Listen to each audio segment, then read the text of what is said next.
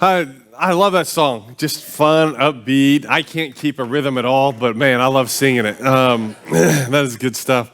I want to thank you for your thoughts and prayers for our family as we were gone this last week for my mother-in-law's funeral. Just appreciate the outpouring of love that you guys have shown. And we're back, and it's good. And Tom's not preaching today, and I know that's going to come as a disappointment to many. Because of all the stuff I've heard about how good he was last week. And so he's on break for a while. So, but it's cool. I'm constantly surprised by this statistic that more than 80% of the people in Phoenix don't go to church. And that just blows me away because Phoenix is one of the biggest cities in this country. And for us as Christians, part of our job, part of our responsibility is to reach people for Christ. And the place that you interact with people the most is at the workplace.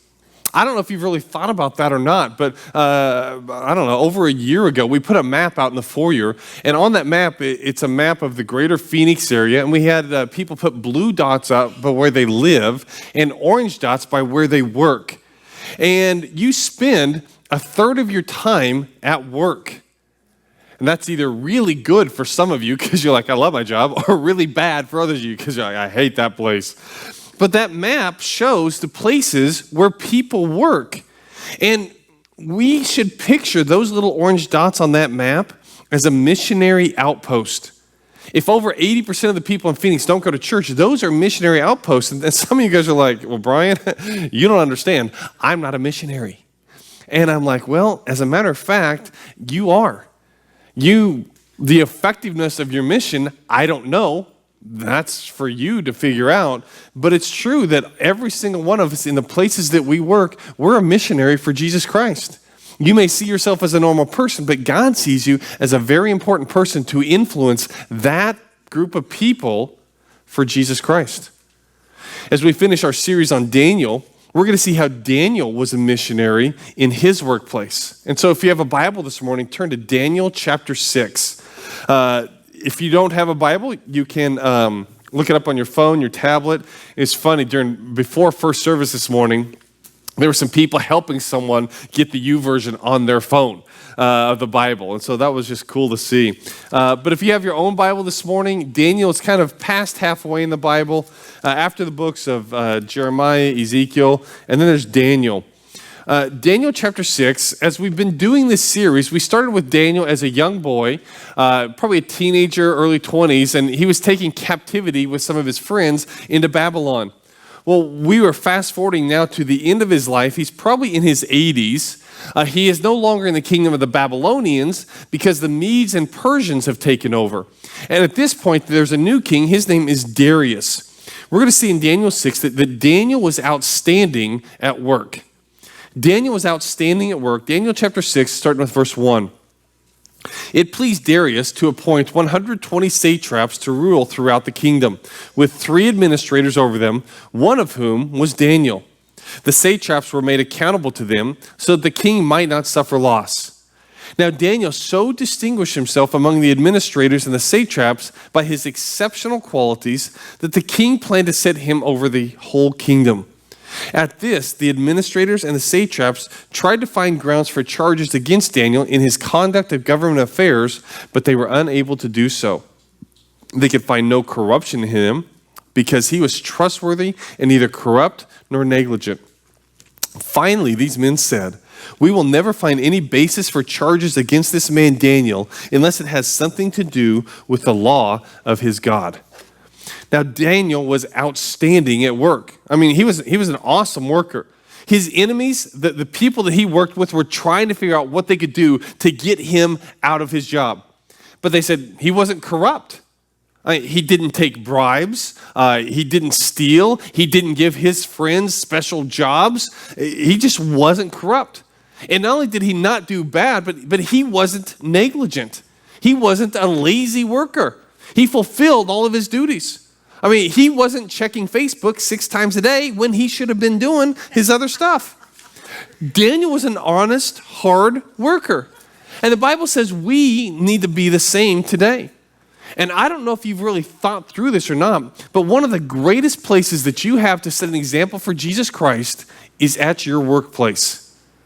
You may not feel like you have a real big chance to do it, but it's true. I mean, it's what God has called us to do. It starts with the way that you do your job. Are you a hard worker? Do you do more than what's expected? When something goes wrong in some area that you're responsible for, do you blame everyone else, or do you accept responsibility, learn from that mistake, and do better? You know, Paul writes very in-depth about this in the New Testament. In Ephesians chapter 6, Paul writes about the attitude that we're supposed to have at work. Now, in this passage, it talks about slaves and masters. And as Paul is talking about this, you need to understand the context that he's writing in. The Bible doesn't think that it's okay to own people, okay? That's not there. But Paul, when he was writing to different churches during the time of the Romans, slavery was a part of life. I mean, there were 60 million slaves in the Roman Empire. And so Paul is writing to people that some of them have become Christians and they're slaves. He's writing to some of these people who've been slave owners and now they become a Christian. And Paul realizes that the Christians of that time, they had no influence in the empire. There was no way that they could change the laws of slavery. And so he wanted to change things a different way. He wanted to change the hearts and the minds of people so they became followers of Christ, and all these other things would take care of themselves. But in the situation where people were at the time, Paul writes to slaves and slave masters, and the principles that he gives there, man, they apply just straight across the board to the way that we work. And so slaves, we're going to just kind of look at the principle of being an employee, and the masters, we're going to look at the principle of being a boss. And so Paul writes to the people in the church and says, slaves, employees, obey your earthly masters with respect and fear and with sincerity of heart, just as you would obey Christ. Obey them not only to win their favor when their eye is on you, but like slaves of Christ, doing the will of God from your heart. Serve wholeheartedly as if you were serving the Lord and not men, because you know that the Lord will reward everyone for whatever good he does, whether he is slave or free. And so as employees, if we're followers of Jesus Christ, we need to obey our bosses with respect and fear, with sincerity of heart, just like we would obey Jesus. And we need to do that not just when they're watching us, because it's really easy to be a good employee when your boss is standing right there. But the test of a good employee is what happens when your boss is out of town for a couple days. That's when you see what kind of worker that person is. And Paul goes on and talks to the bosses and says, bosses, masters, treat your slaves in the same way. Do not threaten them, so you know that he who is both their master and yours is in heaven, and there's no favoritism with him. Paul writes and says, bosses, make sure that you treat your employees with respect also. You know, other people, they notice your work habits. You may not think that they do, but other people see your work habits. And the work habits that you have, whether good or bad, people pay attention to. And if you are not a good employee, you are not setting a good example for Jesus Christ. As a matter of fact, if you say, I'm a Christian, but you badmouth your boss, or you continue the line of gossip, or you take longer breaks than you should, or you stir up trouble with other people, man, you're hurting the name of Jesus Christ when you do those things. So Paul is writing saying, hey, if you're going to be a follower of Christ, it shows up in your workplace. Daniel had the same issue. Daniel's co-workers, the other people in the government, they knew he was a follower of God. And they realized, man, he is such a hard worker. He always gets his job done. He doesn't cheat or steal or anything like that. The only thing that we could do to pull Daniel out of this position, it's got to do with his God. They knew that much about Daniel and his worship of God. And you may say, Brian, you don't understand. You don't understand. The place that I work is not godly. I mean, you don't know the bunch of jerks and the heathens that I work with. Oh, you don't work with the staff of this church, and so you don't know what I'm going through. And so I'm paying for that one tomorrow. But Daniel, you don't understand the things that Daniel was going through. Daniel worked for the government. Daniel worked for a government that didn't care about God. As a matter of fact, the society that he was in, they worshiped other gods. That's the environment that Daniel worked in.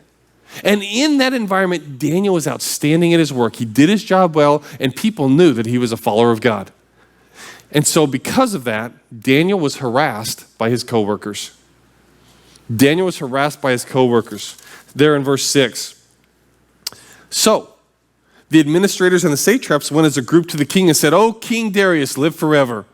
The royal administrators, the prefects, the satraps, the advisors, and governors have all agreed that the king should issue an edict and enforce a decree that anyone who prays to any god or man during the next 30 days, except to you, O king, shall be thrown into the lion's den. Now, O king, issue the decree and put it in writing so that it cannot be altered in accordance with the law of the Medes and Persians, which cannot be repealed." So King Darius put the decree into writing. So the other government workers got together and went to the king and said, "Hey, king, we talked to all the administrators out there. They thought this would be a good idea. For the next 30 days, we want everyone in this kingdom to worship just you. They're only going to pray to you, king." All the administrators think that. Is that true? No, because we know Daniel really didn't think that that was true. And so they put it out before the king, and the king said, "All right, well, we'll do this." Verse 10. Now, when Daniel learned that the decree had been published, he went home to his upstairs room where the windows opened toward Jerusalem. 3 times a day he got down on his knees and prayed, giving thanks to his God just as he had done before. Then these men went as a group and found Daniel praying and asking God for help. So they went to the king and spoke to him about his royal decree. "Did you not publish a decree that during the next 30 days anyone who prays to any god or man except to you, O king, would be thrown into the lion's den?" And the king answered, "The decree stands, in accordance with the laws of the Medes and the Persians, which cannot be repealed." So they put out this new law. And it says, okay, for the next 30 days, for the next month, you can't pray to any god, you can't pray to anyone except for the king. And as soon as Daniel heard that law, he did exactly what he always did. He went home and he opened up his windows and he got on his knees and he prayed to God 3 times a day. And he thanked God for what God had given him and he prayed to God for help. And these guys were out there watching. And they saw what Daniel did and they went and they told the king. And the king's reply was this in verse 13. The king said, then they said to the king, "Daniel, who is one of the exiles from Judah, pays no attention to you, O king, or to the decree you put in writing. He still prays 3 times a day." When the king heard this, he was greatly distressed. He was determined to rescue Daniel and made every effort until sundown to save him.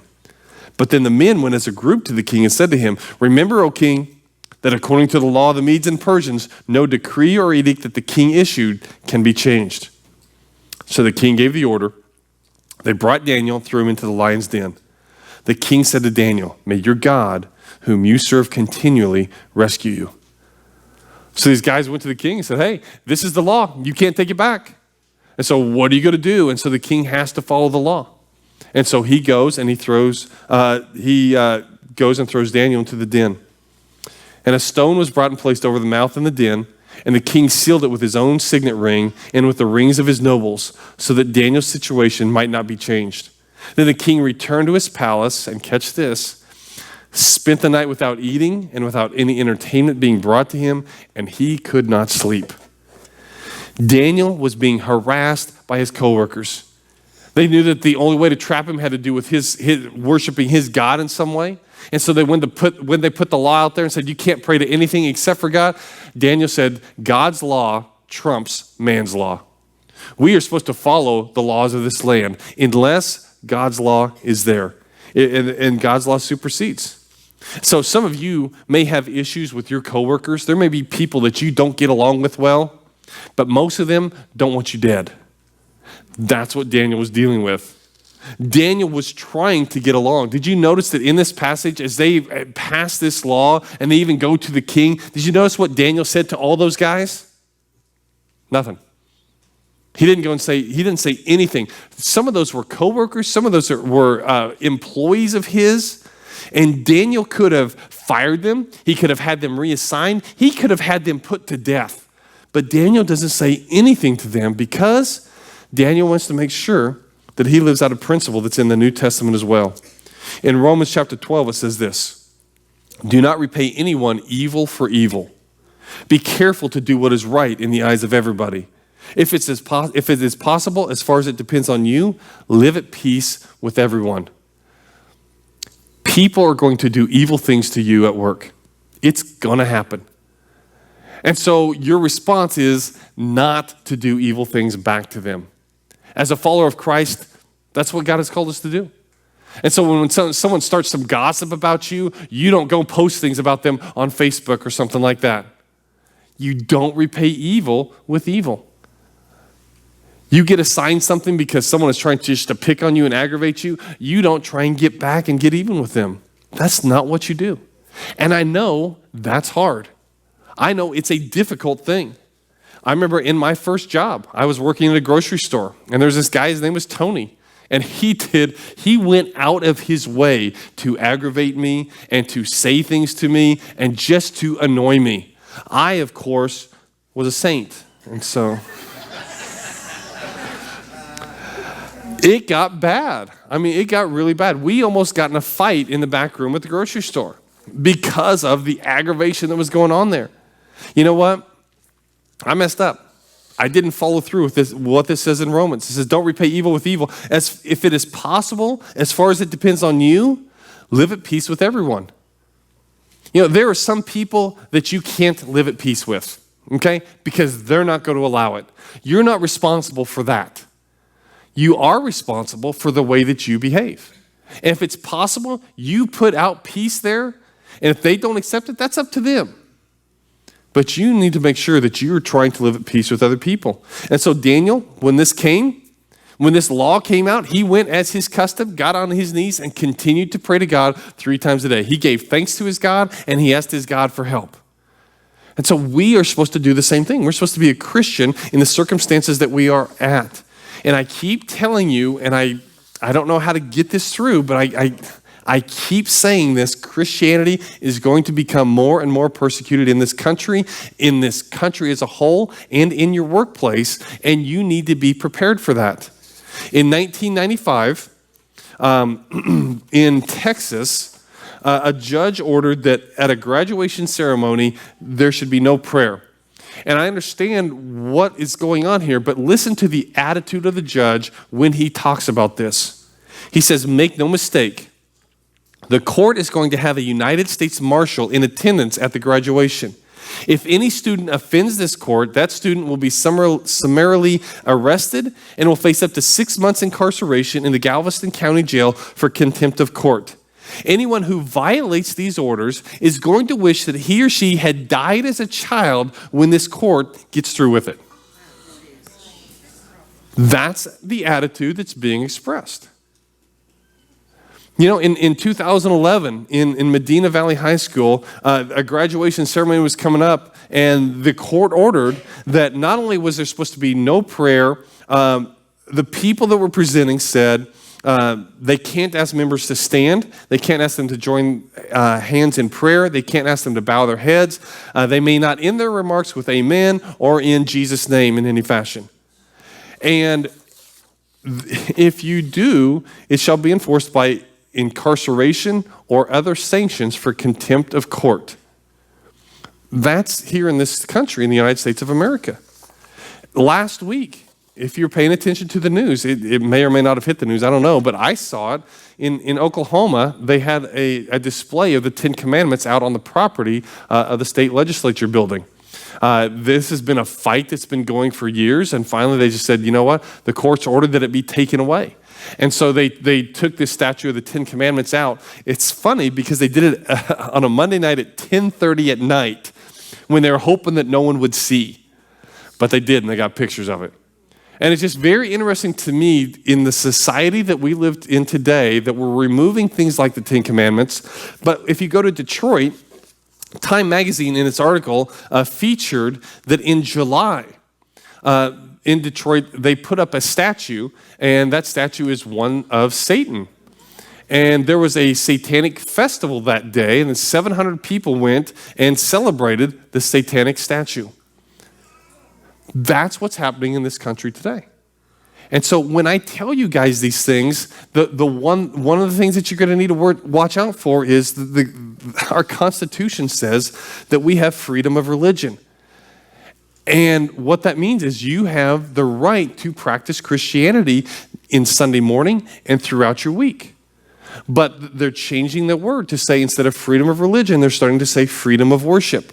Because what they want to say is if you want to worship God on Sunday mornings, that's great as long as you keep it in that building. If you want to worship God at home, that's fine. You keep it in a private room. But they're saying it's freedom to worship, not freedom to express your religion. So I'm telling you, you're going to be put in a place, most likely, where you're going to have to make a decision. Am I going to follow God's laws or am I going to follow man's? Daniel was caught breaking the law. The law of the land said you can't pray to anyone else, and Daniel was caught. He was absolutely breaking the law. And he was tried and he was sentenced. And it's interesting to me that when he was sentenced, it was the king who couldn't sleep. Daniel was secure enough in his relationship with God that despite this law, despite the harassment by his co-workers, Daniel went to the lion's den. He didn't fight it. He went. The king couldn't sleep though. Daniel was outstanding in his work. He was harassed by his co-workers, and Daniel was delivered by God. In Daniel chapter 6, verse 19, at the first light of dawn, the king got up and hurried to the lion's den. When he came near the den, he called to Daniel in an anguished voice, "Daniel, servant of the living God, has your God whom you serve continually been able to rescue you from the lions?" "O king, live forever," Daniel answered. "My God sent his angel and he shut the mouths of the lions. They have not hurt me because I was found innocent in his sight, nor have I ever done any wrong before you, O king." The king was overjoyed and gave orders to lift Daniel out of the den. And when Daniel was lifted from the den, no wound was found on him because he had trusted in his God. At the king's command, the men who had falsely accused Daniel were brought in and thrown into the lion's den along with their wives and children. And before they reached the floor of the den, the lions overpowered them and crushed all their bones. What a turnaround. What an incredible turnaround. It's amazing to me how often God delivers people. You know, the king went in the morning and Daniel was fine, and the king threw the enemies into the lion's den. And you know what? God delivers us. God delivers us today. He delivers us from hard circumstances. But he does it at the right time. You may be dealing with something in your life right now and you just feel overwhelmed and you feel like, God, where are you in this situation? And you've been dealing with it for like 2 hours and you've had enough. And you're like, God, isn't it the right time to be done with this? And God says, you know what? I'm going to deliver you at the right time, but for right now, I need you in those circumstances. I need you there because there's things that need to be accomplished in you and there's things that need to be accomplished through you, but right now, it's not the right time. But we know that Psalm 18 says that when we are going through hard circumstances, God is there with us. Psalm 18 says, the Lord is my rock, my fortress, and my deliverer. My God is my rock in whom I take refuge. He is my shield and the horn of my salvation, my stronghold. I call to the Lord who is worthy of praise, and I'm saved from my enemies. And I believe that promise is true today, that God is still our deliverer today. It's just that he delivers us at the right time. Some of you may have known of this shooting up in Oregon. And there's a pastor, his daughter was there. And from the reports that I've seen in multiple places, this shooter at this community college was asking people, are you a Christian? If they said no, he would shoot them like in the leg or something. And if they said yes, he would shoot them in the head. And this girl, Lacey, she was right beside a guy, and he was shot. His name was Trevin. And when Trevin was shot, he fell over onto Lacey and was bleeding on her. And the shooter had turned his attention to someone else. He turns back, he sees Lacey, and he says, get up. Well, she's under this guy, and she didn't move. And the shooter asked this other lady, is she dead? And the lady said, I don't know. And he went on to somebody else. And Lacey was delivered in that moment. He walked past her and she was saved. You know, God delivers us. God delivers us, but he does it at the right time and in the right way. And here's the deal with hard circumstances. So many times we try to escape them. And God has us in a situation where he wants us to grow and rely on him and let him be our rock and our fortress and our deliverer. But we try and shortcut that.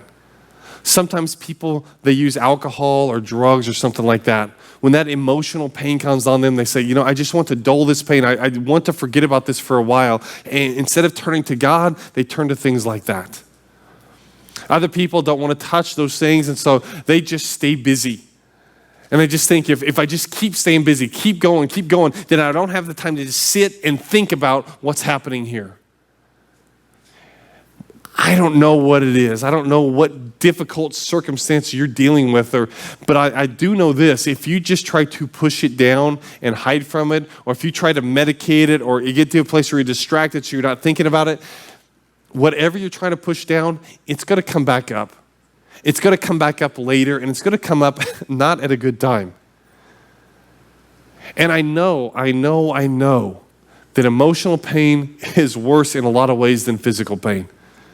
And I know that when it happens, the last thing we want to do is just sit there and take it. But God wants to be our deliverer. He wants to be the rock that we base our life on. He wants to be the fortress around us. And when we use other things to distract us, instead of letting God work in us and heal us, then God can't deliver us. Daniel is amazing. Because these people that he works with, these people that are his employees, they turn on him. They have him put to death. And nowhere in there does Daniel try to retaliate. He goes to his God and he prays. And God delivers him. I think Daniel is an amazing story of what it means to be a follower of God in your workplace. There's a lot of examples there of how we are supposed to behave. Because honestly, none of us work in a perfect place. All of us have issues that need to be dealt with. And we need to turn to God in those situations. And we know Daniel did. But I think what's amazing to me is the reaction of the king. Look there in verse 25. After all of this has happened, then King Darius wrote to all the peoples, nations, and men of every language throughout the land, "May you prosper greatly." He said this, "I issue a decree that in every part of my kingdom, people must fear and reverence the God of Daniel. For he is the living God, and he endures forever. His kingdom will not be destroyed. His dominion will never end. He rescues and he saves. He performs signs and wonders in the heavens and on earth. He has rescued Daniel from the power of the lions." And that to me is an amazing thing, because it's not a preacher that wrote that. It wasn't a worship pastor who wrote that. That was a king who wrote that to all his people.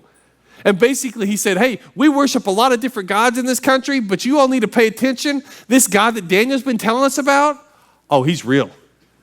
He's live. He's not just this God from a long time ago. He's living and alive right now. And I think what an incredible influence that Daniel had, that the king of the country writes that type of a praise about our God. And that's the second king that did that Daniel influenced. Do you see the power of influence that you have at the place that you are? Now, it may take a long time. And it may mean that you have to go through a lot of stuff. But God has put you in your workplace so that you can be an influence there for Jesus Christ. And in this town of Phoenix, there's a lot of people that need that. And you may be the only Jesus Christ that some of them encounter. If you're already a follower of Christ, I hope and I pray that this week that you'll remember the example of Daniel and you'll be that type of an influence for Jesus Christ at your workplace. If you're not a follower of Jesus Christ, you know what? That's the place that all this begins. It begins with that relationship with this God of the universe that has this type of power and cares deeply about you, loves you so much that he sent his son to die for you, that he would be risen from the dead so that we would have hope for the future. That's what our God offers. And so if you would all stand up where you are, if you're not a follower of Christ but would like to talk to someone about what that means and how to make that happen, why don't you come meet me up front as we sing this song.